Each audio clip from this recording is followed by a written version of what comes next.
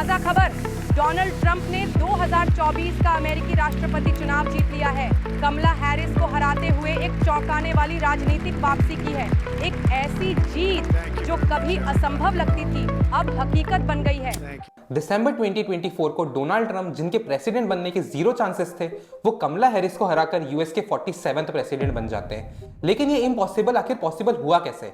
इस कहानी की शुरुआत होती है पिछले इलेक्शन, दैट इज नवंबर 7, 2020 से, जब डोनाल्ड ट्रंप यूएस इलेक्शन हार जाते हैं और जो बाइडेन यूएस के 46th प्रेसिडेंट बन जाते हैं। इसी के जस्ट एक मंथ बाद ट्विटर ट्रंप का अकाउंट परमानेंटली बैन कर देता है। ये ट्विटर की हिस्ट्री में अभी तक का सबसे बड़ा हाई प्रोफाइल सस्पेंशन था और ये बैन ट्रंप के लिए बहुत ही बड़ा झटका था, क्योंकि उनके पास उस वक्त ट्विटर पर 88.7 मिलियन फॉलोअर्स थे और ट्विटर उनका सबसे पावरफुल टूल था अपनी बात लोगों तक डायरेक्टली पहुंचाने का, चाहे वो बाइडेन गवर्नमेंट की पॉलिसीज क्रिटिसाइज करना हो या अपने व्यूज ओपनली शेयर करना हो। ट्विटर उनकी आवाज थी और इस बैन ने ये आवाज को बंद कर दिया था। ट्रंप वापस लोगों तक पहुंचने के लिए अपना social media app truth social launch करते हैं, लेकिन वो भी फेल हो जाता है। इसी वजह से सभी को लगने लगा था कि ट्रंप का पॉलिटिकल कैरियर अब खत्म हो चुका है। बाइडेन गवर्नमेंट और उनके सपोर्टर्स को पूरा यकीन था कि अब ट्रंप का प्रेसिडेंट बनने का कोई चांस ही नहीं है। लेकिन फिर दुनिया के सबसे अमीर आदमी इलॉन मस्क गेम में एंट्री करते हैं। मस्क पब्लिकली ट्विटर को उसके स्टॉक प्राइस से 38% ज्यादा प्रीमियम पर खरीदने का ऑफर रखते हैं और वो ट्विटर को $44 बिलियन में खरीदकर उसे अपने कंट्रोल में ले लेते हैं। ट्विटर पर कंट्रोल लेते ही मस्क अपने बोल्ड डिसीजंस लेना स्टार्ट करते हैं, जैसे वो ट्विटर के सीईओ पराग अग्रवाल को फायर कर देते हैं और सिर्फ कुछ ही महीनों में ट्विटर के 75% एम्प्लॉय को भी फायर कर देते हैं। मीडिया और एक्सपर्ट्स का कहना था कि इलॉन मस्क ने ट्विटर को खरीदकर बड़ी गलती की है, वो इसे संभाल नहीं पा रहे हैं और उन्होंने ट्विटर की वैल्यूएशन गिरा दी है। पुराना वाला ट्विटर ही ज्यादा बेटर था और वो इसीलिए क्योंकि सभी लोग इसे एक बिजनेस डील की तरह देख रहे थे कि $44 बिलियन की ये डील एक लॉस मेकिंग डिसीजन बन चुकी है।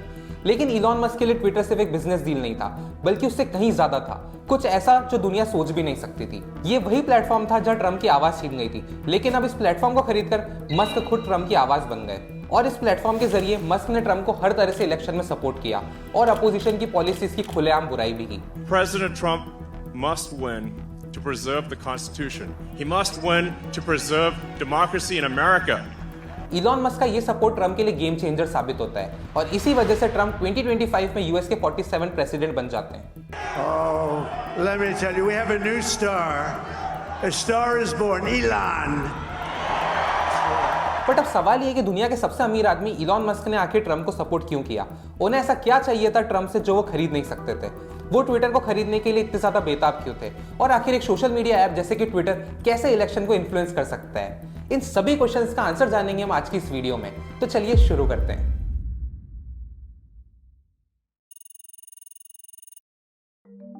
ये कहानी की शुरुआत होती है अर्ली 2010 से, जब इलॉन मस्क ट्विटर को as a direct channel use करते हैं अपनी बात लोगों तक पहुंचाने के लिए।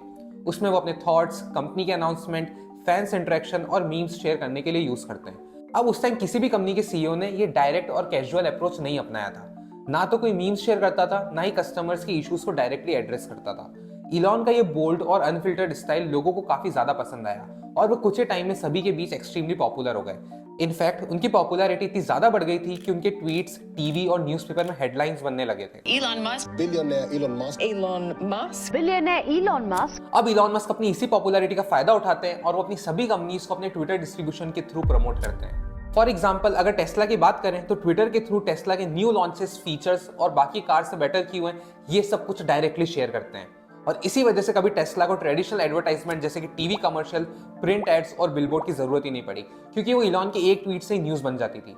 अब मस्क यहाँ पर भी नहीं रुकते हैं और वो लेट 2020 में ट्विटर के थ्रू क्रिप्टो करेंसी प्रमोट करना स्टार्ट करते हैं। उनके ट्वीट से क्रिप्टो करेंसी की प्राइसिंग ऊपर नीचे हो जाती है, जैसे कि वो डॉज कॉइन के ऊपर मीम और ट्वीट करते हैं, जिससे कि डॉज कॉइन की प्राइसिंग में मैसिव सर्ज आता है। इसके अलावा फेब 2021 में मस्क अनाउंस करते हैं कि टेस्ला ने बिटकॉइन में $1.5 बिलियन इन्वेस्ट किया है और अब आप टेस्ला कार्स बिटकॉइन के जरिए खरीद सकते हो। इस अनाउंसमेंट के तुरंत बाद बिटकॉइन का प्राइस स्काई रॉकेट हो जाता है।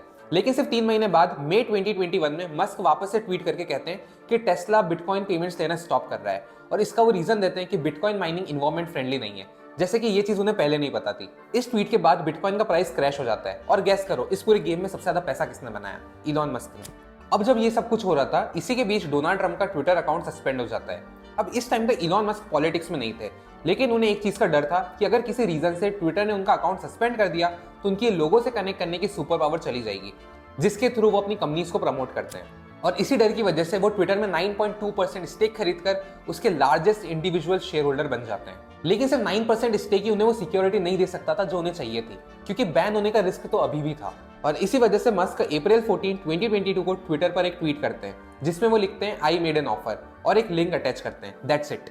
इस लिंक में वो लिखते हैं कि जब से उन्होंने ट्विटर में इन्वेस्ट किया है उन्हें लगता है कि ट्विटर उसके एग्जिस्टिंग मैनेजमेंट के अंडर सही तरीके से चल नहीं पा रहा है और इसीलिए वो ट्विटर को 54% प्रीमियम पर खरीदने का ऑफर रखते हैं। साथ ही साथ मस्क ये भी क्लियर करते हैं कि ये उनका फाइनल ऑफर है, अगर इसे एक्सेप्ट नहीं किया तो वो अपना 9.2% स्टेक को भी बेच देंगे, जिससे कि ट्विटर का स्टॉक प्राइस क्रैश हो जाएगा। सो बेसिकली ट्विटर के बोर्ड्स के पास यहाँ पर दो ऑप्शन थे, या तो वो मस्क का ऑफर एक्सेप्ट करके उसे 54% प्रीमियम पर बेच दे और अच्छा खासा पैसा बना ले, या फिर वो इस ऑफर को रिजेक्ट करके ट्विटर का स्टॉक प्राइस क्रैश होने का वेट करे। इलॉन का ये प्रेशर एक्चुअल में काम कर जाता है, जिससे कि बोर्ड को झुकना पड़ता है और वो ट्विटर को $44 बिलियन में खरीद लेते हैं। सो अब इलॉन ने अपना डिस्ट्रीब्यूशन तो सिक्योर कर लिया था, लेकिन अभी भी एक उनकी सबसे बड़ी प्रॉब्लम सॉल्व होना बची थी और उसी प्रॉब्लम की वजह से उन्होंने ट्रम्प को सपोर्ट भी किया। इस प्रॉब्लम को समझने के लिए हमें इलॉन की कंपनीज और उनकी स्ट्रेटेजी को डिटेल में समझना पड़ेगा। तो चलिए शुरू करते हैं। 7, 6, 5, 4, 3, 2, 1. Engine full power and liftoff of USSF 67. Elon Musk कहीं सारी कंपनीज ओन करते हैं, जैसे कि Tesla, SpaceX, Neuralink, the boring company और XAI। इन सभी कंपनीज में ना एक चीज कॉमन है कि ये ऐसे आइडियाज पर काम करती है जो इससे पहले ना ही कभी किसी ने देखा और सुना था। फॉर एग्जाम्पल, टेस्ला ने 2008 में दुनिया की पहली इलेक्ट्रिक कार रोडस्टर लॉन्च की थी, जिसमें 394 किलोमीटर की रेंज थी। उस टाइम ईवी कार्स का लोगों ने कभी सुना भी नहीं था और इसी वजह से टेस्ला को शुरू में काफी दिक्कतें होती है कस्टमर्स और गवर्नमेंट दोनों को समझाने के लिए कि ये टेक्नोलॉजी सेफ है और फ्यूचर के लिए जरूरी भी है। आगे चल के टेस्ला ऑटोनोमस व्हीकल्स और ऑप्टिमाइज्ड ह्यूमनॉइड रोबोट पर काम करता है, लेकिन इन दोनों प्रोजेक्ट्स को इंप्लीमेंट करने के लिए मल्टीपल गवर्नमेंट्स अप्रूवल की जरूरत पड़ती है। यही सेम चीज स्पेसएक्स के साथ भी होती है। स्पेसएक्स दुनिया की पहली प्राइवेट कंपनी थी जो रॉकेट्स और सैटेलाइट बनाती थी। इससे पहले सिर्फ गवर्नमेंट कंपनीज ही रॉकेट बनाती थी और इसी वजह से स्पेसएक्स को परमिशंस, इन्वायरमेंटल क्लियरेंस और मल्टीपल गवर्नमेंट अप्रूवल्स की जरूरत पड़ती है। स्पेसएक्स का एक प्रोजेक्ट है स्टारलिंक, जो फाइबर केबल्स की बजाय डायरेक्ट सैटेलाइट से इंटरनेट प्रोवाइड करता है। ये टेक्नोलॉजी भी पहली बार दुनिया के सामने आई थी और इसके लिए भी उन्हें कई सारे अप्रूवल्स लेने पड़े थे, जिसकी वजह से प्रोजेक्ट काफी ज्यादा डिले भी होता है। इलॉन की एक और कंपनी न्यूरालिंक, जो ह्यूमन ब्रेन में चिप्स इंप्लांट करने पर काम कर रही है। इस फ्यूचरिस्टिक टेक्नोलॉजी को डेवलप करने के लिए न्यूरालिंक ने काफी सारे एनिमल्स पर टेस्टिंग की है। ये टेस्टिंग काफी ज्यादा कंट्रोवर्शियल रही है और इसके लिए भी कंपनी को कई एथिकल अप्रूवल्स और परमिशन की जरूरत पड़ती है। और फिर है द बोइंग कंपनी, जो ट्रैफिक प्रॉब्लम को सॉल्व करने के लिए सिटीज के बीच में टनल बनाती है। ये भी लैंड एक्विजिशन और इंफ्रास्ट्रक्चर अप्रूवल के बिना पॉसिबल नहीं है। अब मस्क की हर कंपनी के पास पैसा, टेक्नोलॉजी और बेस्ट रिसोर्सेस है, लेकिन इन गवर्नमेंट अप्रूवल्स की वजह से इन प्रोजेक्ट्स को कई साल रुकना पड़ता है। और तभी मस्क को समझ आता है कि अगर ऐसा ही चलता रहा तो उनके प्रोजेक्ट्स इस जन्म में कभी पूरे नहीं होंगे और उनका मार्स पर कॉलोनी बसाने का सपना कभी पूरा नहीं हो पाएगा। और तभी मस्क को समझ आता है कि इन गवर्नमेंट रेगुलेशंस को सॉल्व करने का सिर्फ एक ही तरीका है, और वो तरीका ये है कि जब गवर्नमेंट ही उनके कंट्रोल में हो। और इसी वजह से मस्क पॉलिटिक्स में एंटर करते हैं और ट्रम्प को सपोर्ट करते हैं। बट अभी भी एक क्वेश्चन है कि आखिर ट्रम्प को ही क्यों, अपोजिशन को क्यों नहीं? अब इसका रीजन ये है कि ट्रम्प एक कैपिटलिस्ट है और वो बिजनेस को अच्छे से समझते हैं, और वो इसीलिए क्योंकि वो खुद पॉलिटिक्स से पहले रियल एस्टेट बिजनेस में थे और इसीलिए उनकी पॉलिसीज बिजनेस ओरिएंटेड होती है। वहीं कमला हैरिस की गवर्नमेंट रेगुलेटरी और प्रोग्रेसिव पॉलिसीज पर फोकस करती है, जो मस्क के प्रोजेक्ट के लिए एक रुकावट थी, और इसी वजह से मस्क ट्रम्प को सपोर्ट करते हैं। अब जैसा कि हम सभी को पता है कि ट्रम्प को जिताने में इलॉन मस्क के ट्विटर का काफी ज्यादा बड़ा रोल रहा है, बट आखिर एक सोशल मीडिया ऐप जैसे कि ट्विटर कैसे इलेक्शन जीता सकता है? सोशल मीडिया प्लेटफॉर्म इलेक्शन कैसे इन्फ्लुएंस करता है, इस चीज को अपन एक छोटे से एग्जांपल से समझते हैं। यहाँ पर दो पार्टी है, पार्टी ए और पार्टी बी, और तीन टाइप के वोटर ग्रुप्स है, pro party A voters, pro party B voters और अनडिसाइडेड वोटर्स, जिनका भी पक्का नहीं है कि वो किसको वोट देंगे। अब पार्टी ए को एक social media platform Y support करता है और इस सोशल मीडिया प्लेटफॉर्म का काम है कि वो इन अनडिसाइडेड वोटर्स को पार्टी ए की तरफ शिफ्ट करे, वहीं प्रो पार्टी बी वोटर्स के कुछ लोगों को पार्टी ए की तरफ शिफ्ट करे। अब इस चीज को सोशल मीडिया प्लेटफॉर्म 4 स्टेप्स में करता है। इन सोशल मीडिया प्लेटफॉर्म के पास सभी यूजर्स का काफी सारा डेटा है कि यूजर्स की एज क्या है, जेंडर क्या है, वो कहाँ रहता है, उसके दोस्त कौन है, उसके इंटरेस्ट क्या है, वो कौन सी पॉलिटिकल पार्टी की पोस्ट से इंटरेक्ट करता है। इस डेटा के बेसिस पर प्लेटफॉर्म यूजर्स को अलग अलग कैटेगरीज में डिवाइड करता है कि कौन प्रो पार्टी ए है, कौन प्रो पार्टी बी है और कौन अनडिसाइडेड कैटेगरी में बिलोंग करता है। फिर यह प्लेटफॉर्म इन अनडिसाइडेड वोटर्स के बिहेवियर को ट्रैक करता है, वो कौन सी पोस्ट लाइक एंड शेयर करते हैं, किस कंटेंट को ज्यादा देर तक देखते हैं और किन टॉपिक्स में इंटरेस्ट दिखाते हैं। अब लेट्स से इस प्रोसेस में सोशल मीडिया प्लेटफॉर्म को समझ आता है कि उन अनडिसाइडेड ग्रुप इकोनॉमी को लेकर कंसर्न्ड है, क्योंकि वो अक्सर जॉब लेऑफ्स, डेवलपमेंट और इन्फ्लेशन से रिलेटेड पोस्ट से इंटरेक्ट करते हैं। अब इसके बाद सोशल मीडिया प्लेटफॉर्म इस ग्रुप के यूजर्स की फीड पार्टी ए के इकोनॉमिक प्लान से भर देगा और साथ ही साथ पार्टी बी की नेगेटिव न्यूज जैसे कि इकोनॉमिक फेलियर्स को दिखाएगा, जिससे कि यूजर्स को लगेगा कि सिर्फ पार्टी ए ही देश की इकोनॉमी को फिक्स कर सकती है। अब सोशल मीडिया प्लेटफॉर्म यहाँ पर भी नहीं रुकता है और वो कई बार पार्टी बी की फेक न्यूज को भी दिखाना स्टार्ट करता है। अब ये ऑब्वियस है कि पार्टी बी के नेता इस चीज पर रिप्लाई देंगे कि ये गलत है, बट अगेन ये सोशल मीडिया प्लेटफॉर्म एंश्योर करेगा कि पार्टी बी का ये रिस्पॉन्स इन अनडिसाइडेड वोटर्स तक कभी पहुंचे ही ना।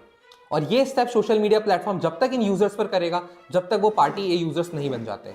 अब हो सकता है कि आपको लग रहा हो कि एक हाइपोथेटिकल सिचुएशन है और रियलिटी में इसे इंप्लीमेंट नहीं किया जा सकता है, बट मैं आपको बता दूं कि ये चीज ट्रंप ने पहली बार नहीं की है, बल्कि इसे फर्स्ट टाइम 2016 इलेक्शन में फेसबुक के साथ मिलकर किया था और ट्रंप उस इलेक्शन में जीतते भी है।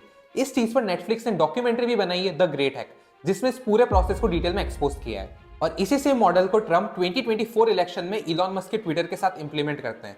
अब ट्विटर इलेक्शन इन्फ्लुएंस करने में फेसबुक से कई गुना ज्यादा पावरफुल है, और वो इसीलिए क्योंकि ट्विटर एक आम सोशल मीडिया प्लेटफॉर्म नहीं है दोस्तों से कनेक्ट करने के लिए, बल्कि वो न्यूज स्प्रेड करने की एक पावरफुल मशीन है। और इसी तरह से इलॉन मस्क अपने ट्विटर के through pro Trump agenda spread करने में सक्सेसफुल होते हैं और ट्रंप 2024 प्रेसिडेंशियल इलेक्शन जीत जाते हैं। अब ये कहानी यहाँ पर खत्म नहीं होती है। ट्रंप प्रेसिडेंट बनते ही इलॉन मस्क का शुक्रिया जताते हुए उन्हें department of government efficiency DOGE का हेड बना देते हैं। डॉज मॉडल अपने आप में एक बहुत ही ज्यादा गेम चेंजर मॉडल है। अगर आप उस पर वीडियो देखना चाहते हैं कि मॉडल कैसे काम करता है और क्या ये मॉडल इंडिया में इंप्लीमेंट होना चाहिए, तो मुझे कमेंट सेक्शन में जरूर से बताना और मैं उस पर वीडियो बना दूंगा। जब तक के लिए इस म्यूजिक को एंजॉय करना और चैनल को सब्सक्राइब कर देना।